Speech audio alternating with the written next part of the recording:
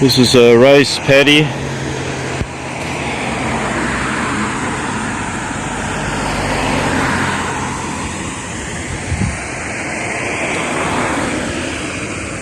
But they're starting to dwindle away as the tax starts to raise higher and higher. It's getting harder to make ends meet. So these kind of places are here and maybe gone tomorrow in the future, and they'll be only in the most remote areas of Japan, and these kind of in the suburbs close to the cities, they will dwindle away eventually, which is pretty terrible, pretty sad. But things can reverse, you know, things can come back, but it would be a shame to see this go. There's a nice forest over there, I wouldn't mind going through there.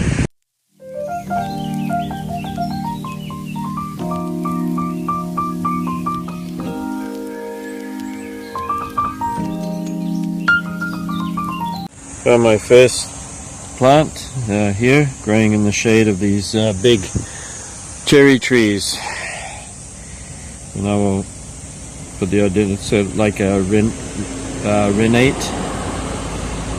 reniform or kidney shaped leaves running along in here, and we've got a tread, and we've got the Comulus comulina.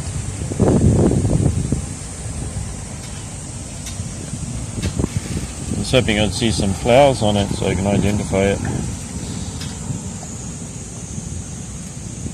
No doubt a native. I think on the way back I'll take a little bit and cultivate it and see what kind of flowers it has. Over here we just have a bunch of common, rather large plants, and they come through here with the weed whackers, and they don't dig the plants up, they just trim them down. But after a long summer they really need it anyway to get all the seed to start new again, or fresh regrowth, since these are fast growing plants native to Japan along here. Alright, first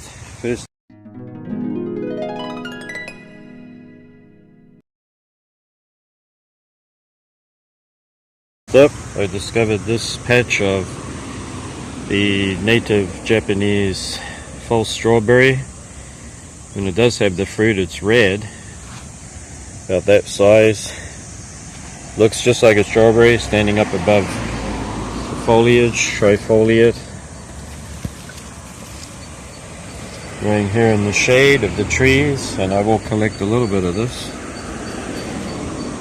to grow. It'll die down and then come away every spring, so it's a perennial. And over here we have the Comulina. It's actually native to India, so this is one that's come in somehow into Japan.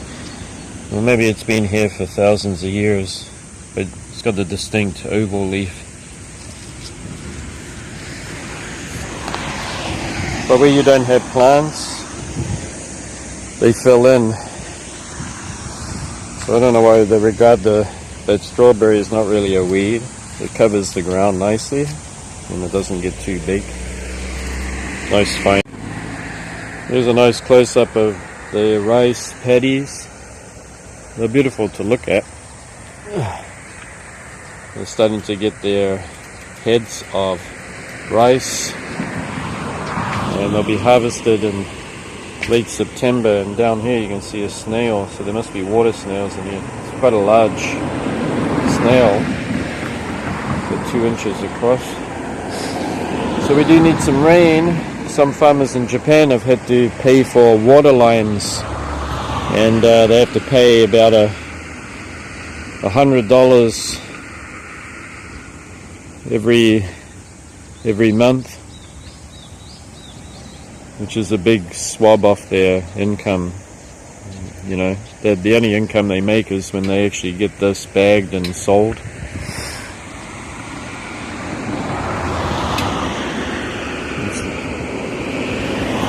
It's lovely to look at, right? Rice fields, rice paddies. As we move along, we get further into the jungle.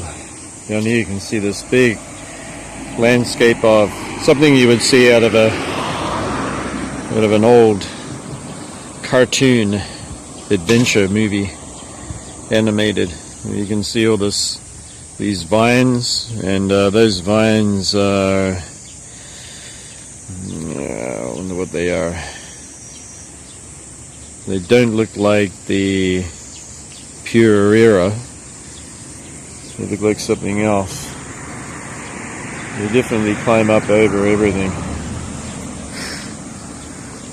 This river is really fast moving through here. It looks quite deep too.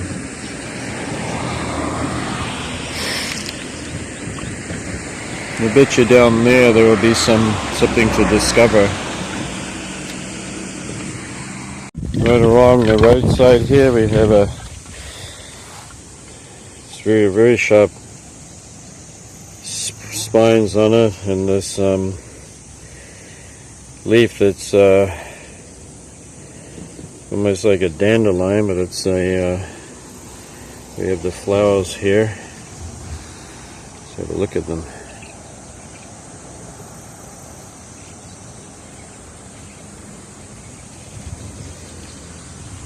Could be a native.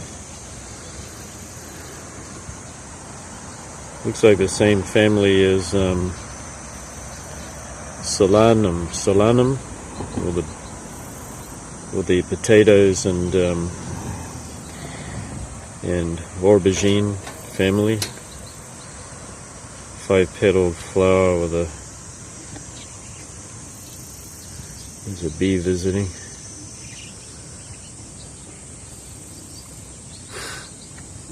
The bee's trying to get pollen or nectar, and it doesn't know how to do it. So this could be pollinated by bumblebees. They may have to land on it and beat their wings,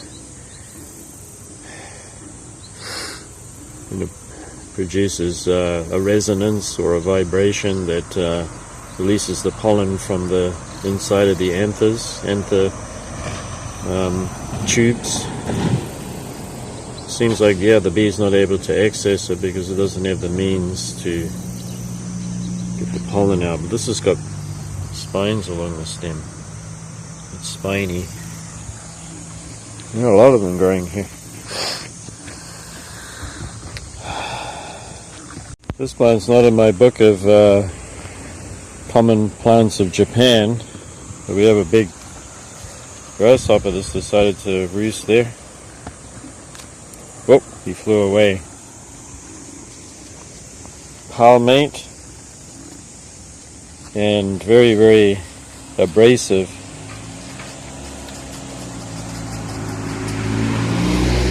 Stem is ciliate, we'll cover it in here, so it'll make it hard work for caterpillars and slugs and snails to climb this, to eat it.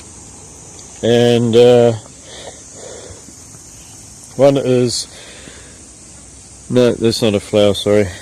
I think they're going to get a lot bigger. But what you do notice about Japan is even when we have all the dry and the lack of rain, we've only had a couple of little slight rains over the last 3 or 4 weeks now, but you notice everything is still growing like nobody's business. Growing and growing, and that's because a lot of the plants native to this country have deep tap roots because of the harsh weather, harsh cold in the winter. They got to get through that if they are perennials, and also the lack of water. So it's not uncommon that you can have from August, September and October is the dry summer season here. So not much rain at all. So these plants definitely have some stiff hairs. I can feel it grabbing my fingers.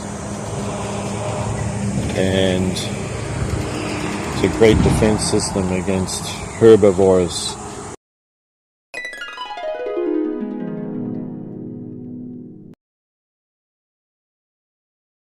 As you can see here, not many leaves have been eaten. A little jumping spider right there.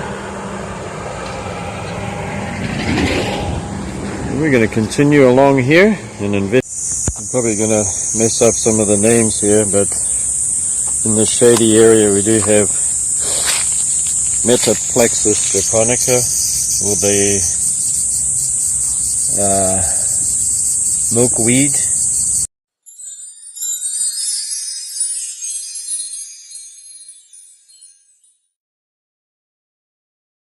Japanese milkweed, and it has flowers that are just like a typical milkweed, very ciliate or covered in hairs, and pink. And you can have white, and you can have actually have a dark red too. So this is a native perennial. During the season it climbs really fast, grows really fast. It can grow in all kinds of soil, clay, well draining, shade, wherever. Some have already made their way up. Making their way up here, this one. We can't feature the flowers today because they're a little bit early. So we have another plant growing here. Not quite sure because we don't have flowers to identify them. There's some kind of a vining plant here.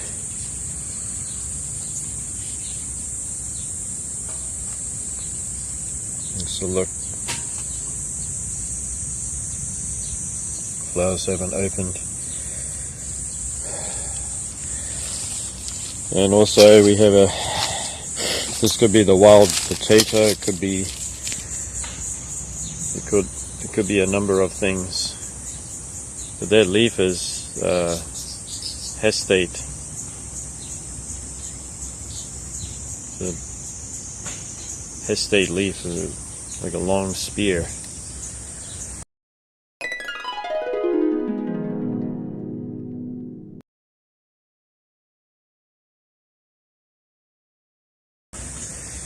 And do we have any flowers to let us know what it is?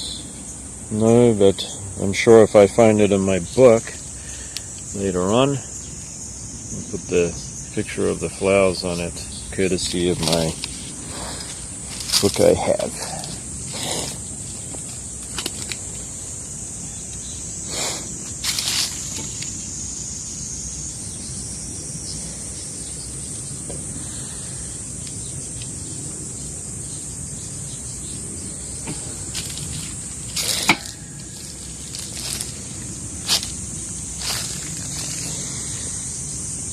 This is a big park. This is a clover, and you might even see it in Europe as well, but it is a native here too.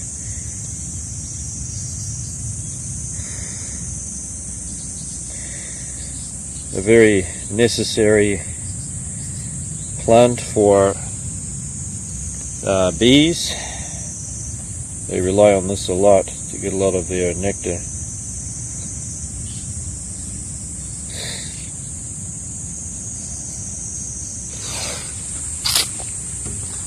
And if you get lucky, you might find something unusual and rare. It's possible. Purera is running rampant here. And if this gets into your garden, it's the end of your garden. Unfortunately, you have to get a bulldozer in. And just like a lot of these native plants, they all come with their defense. And this one is very ciliate, or covered in these rather soft hairs, but it's very dense, and it will make it hard for herbivores to eat it, caterpillars and beetles.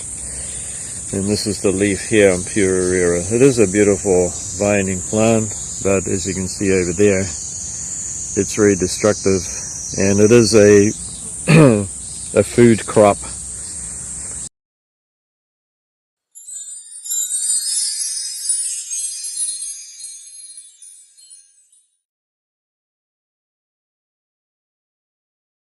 So where it is welcome, which is along the river sides here, the roots are eaten. And it's in the legume family Fabaceae. But this is probably the toughest Fabaceae in the world. It's been accidentally introduced into the US, and they are having a major battle with this. This is a very, very tough plant. I don't think it would make it into Texas, although you know, you can sometimes get surprised by these plants. Here's a nice tree stump. I wouldn't mind taking that home. It'd be an ideal stand for orchids.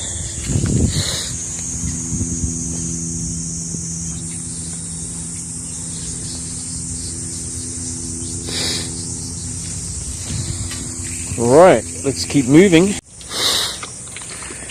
Vegetation and native plants in this country are phenomenal for their size, gigantism.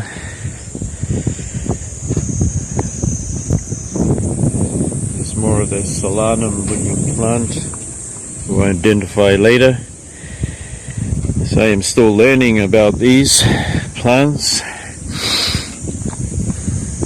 You know, the vegetation is so tall and thick along these rivers.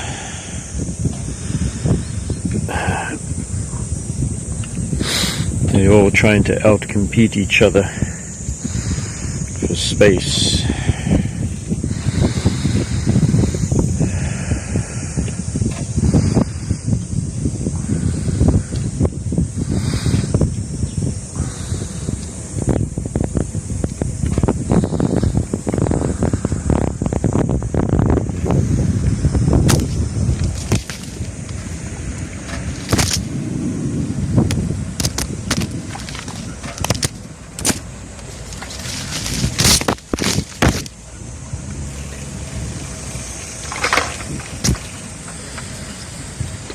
This grass is almost consuming the pathway, and it's rather cutty. And you've got the pure era,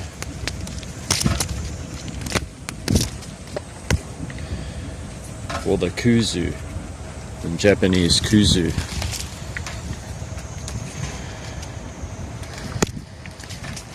This pathway is just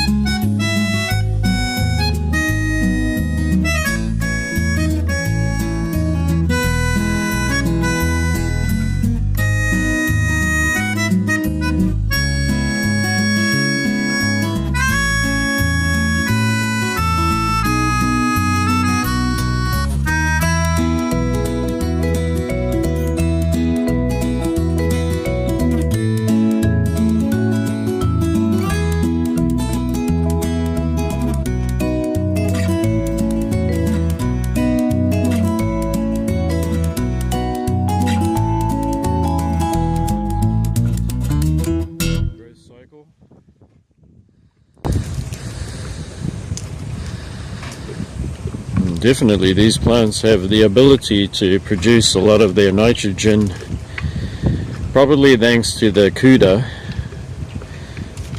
naturally fixes nitrogen in its root system. They house beneficial rhizobium bacteria in their root system. see them crawling out along the path here, the Cuda. And all these other plants are benefiting from that nitrogen. So it would be the kind of plant you'd introduce into a wasteland and it would bring it back to life. And over here we have more rice fields, which is rather special. And we actually have a nice cool breeze blowing on this 37-degree heat.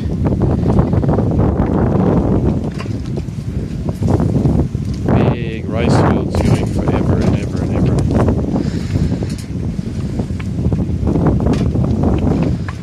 How many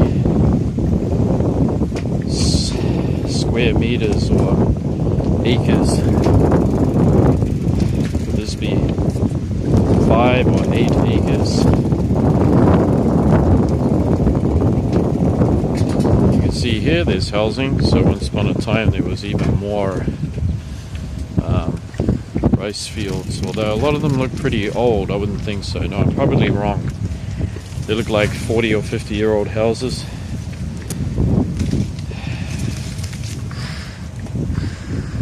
You smell the smell of the rice paddies from here. You can smell the green leaves of the rice paddies.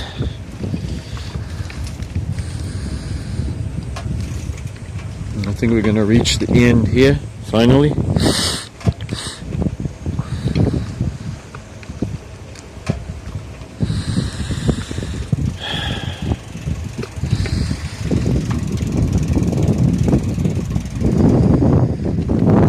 Garden.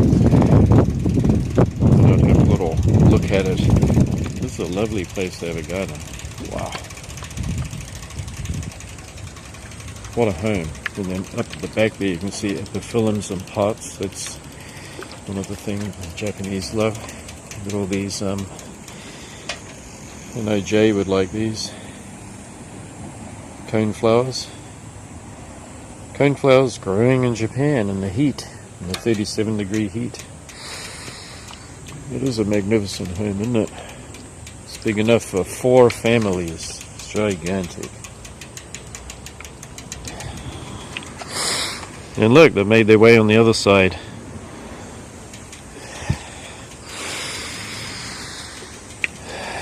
And we have a river down there, and it has turtles. And not just 1 or 2. But it has a bunch of them, and you know what, I'm not going to be able to get close. But there are a mass of turtles in the river down there. I found a frog right by this beautiful crystal clean water that we're going to actually go in. Have a look. There it is right there.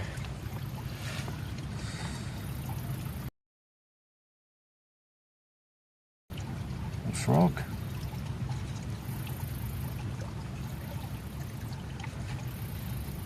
A little native frog. It's really rare to find. Usually they're pretty well hidden. Inconspicuous.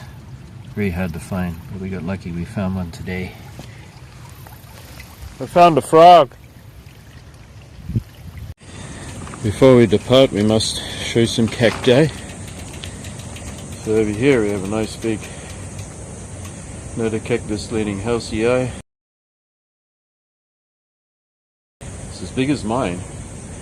And over here that looks like a Notocactus